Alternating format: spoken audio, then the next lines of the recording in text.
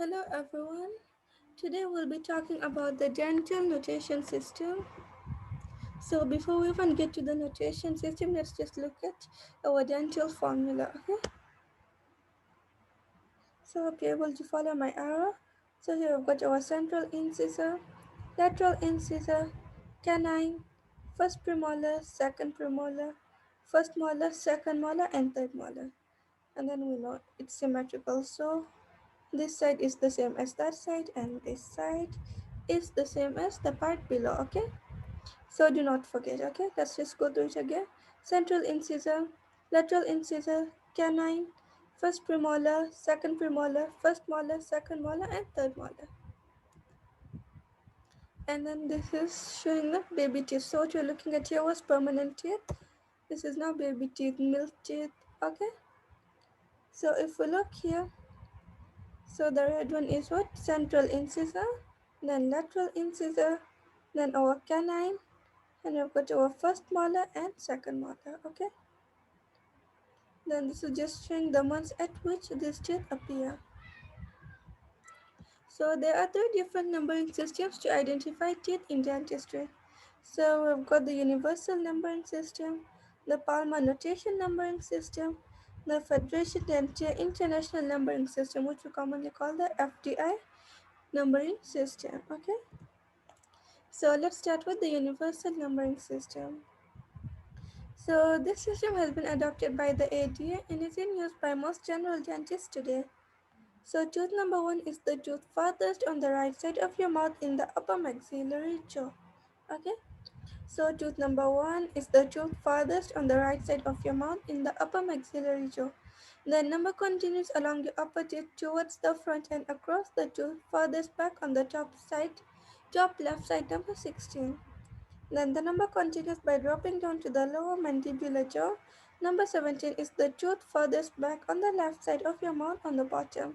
So you'll be able to understand this once we look at the diagram. Then the number continues again towards the front and across to the tooth furthest back on the bottom right side of your mouth, number 32. So in this system, the teeth that should be there are numbered. If you're missing your third molar, your first number will be 2 instead of 1. Acknowledging the missing tooth. If you have had teeth removed or teeth missing, the missing teeth will be numbered as well. So it's not that if a person has a missing tooth, you do not count that. You still have to count that. Okay. Then dentition in a child uses the alphabet letters. So in adults, we'll use numbers from 1 up to 32, and in a child, we use alphabetic letters. So let's look at this diagram. So remember we said we'll start from the maxillary jaw. Okay, so on the right we start with 1, then moving towards the left till 16. Then we go down starting from the left side on the mandibular jaw, that's 17, going towards 32. And then this is showing our milk teeth. This is where we start from our second molar. So here we use letters, okay? So if we look at this diagram, which will make it more easy, so starting from here 1 till 16, then 17 till 32. Then we say that in child teeth we use letters, right? So A to J, then from here K to T. Okay, well now, so this is basically a summary of the same which we've just talked about. So we now go to the Palmer notation numbering system. So this system is used by some orthodontists, periodontists, and oral surgeons, and it's originally called the Zsigmondy system after an Austrian dentist of that name who developed the idea in 1861. So the mouth is divided into four sections called quadrants. The number 1 through 8 and a unique symbol is used to identify the teeth in each quadrant. So do not forget this a unique symbol to identify teeth in each quadrant. So the numbering runs from the center of the mouth to the back. In the upper right quadrant, tooth number 1 is the incisor. The numbers continue to the right and back to tooth number 8, which is the third molar. The numbers sit inside an L-shaped symbol used to identify the quadrant. The L is right side up for the teeth in the upper quadrant. The teeth in the upper left use a backward L from the bottom quadrant. The L is upside down following the same pattern from the upper quadrant. So lower letters such as upper right or upper right quadrant for the upper right or upper right quadrant may also identify the quadrants. So let's look at this. Remember we said that it divides our dental formula into four quadrants. So we've divided into four. So each side is going to have 8 on one, 8 on the right, 8 on the left. The same even on our mandibulature. So this is the symbol that we were talking about. So if we're talking about the upper right quadrant, this is the symbol that we use. Upper left we use this symbol. Then lower left use that symbol. Then lower right use that symbol. So we start from center going towards the end, okay? So going backwards. Then for deciduous teeth, we use letters. So it's basically the same concept. But for the way we use 1 to 8 here, we're going to use letter A to E, okay? Capital letters. Then we also said sometimes instead of using this symbol, we can use the letters such as upper right quadrant, URQ, okay? Or UR, which is for upper right, LR, which is for lower right, and so on, okay? Then we go to the Federation Dentistry International Numbering System. So internationally, the two-digit system is used worldwide. Every branch of dentistry uses this system. Each quadrant is assigned a number. The maxillary right quadrant is assigned the number 1. Maxillary left quadrant is assigned the number 2. Mandibular left quadrant is assigned the number 3. Mandibular right quadrant is assigned the number 4. Then the teeth within each quadrant are assigned a number from 1 through 8, with 1 being the central incisor and 8 being the third molar. So in the FDI numbering, each tooth is identified with a two-digit figure. So the first digit designates the quadrant and the second digit codes the individual tooth. So how we have divided it into four quadrants, okay? For both for permanent teeth and primary teeth. So when we start is the upper right quadrant is 1, upper left quadrant is 2, lower left quadrant is 3, and lower right quadrant is 4. So 1, 2, 3, 4.